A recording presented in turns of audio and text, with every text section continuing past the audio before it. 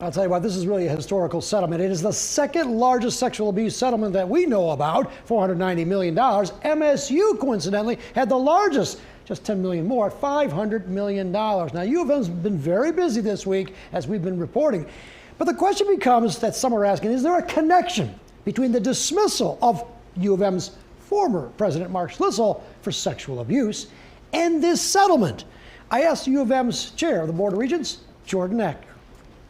Charlie, these two things are totally unrelated. Jordan Acker says U of M's president needed to go. What the president did was human. It was not monstrous. It certainly violated our rules, violated our values, but it was not monstrous. Monstrous is what the late Dr. Robert Anderson was, according to Acker. Now, Anderson was affiliated with U of M from 1966 to 2003. He died in 2008. He is alleged to have sexually abused more than 1,000 survivors, mostly men.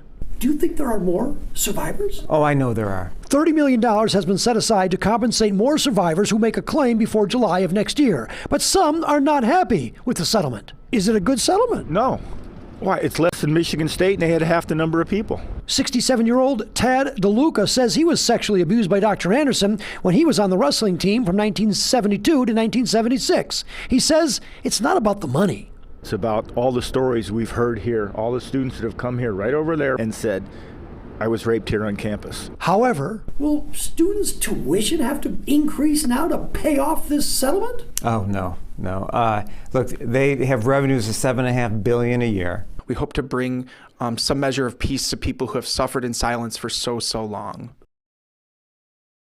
Here's how this is going to work procedurally. Under the settlement, 98% of the survivors will have to approve of the settlement, and then it goes to a federal judge who will also have to sign off.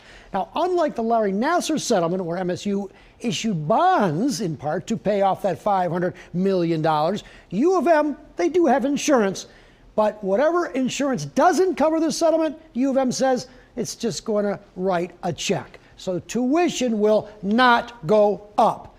Oh, attorney fees, in case anybody wondering, for Mike Cox and the 60 lawyers that represented the 1,000 people here, the survivors, they get a third of the settlement. Huel. Charlie, this is nearly $500 million we're talking about, but I hear that some survivors are still not happy.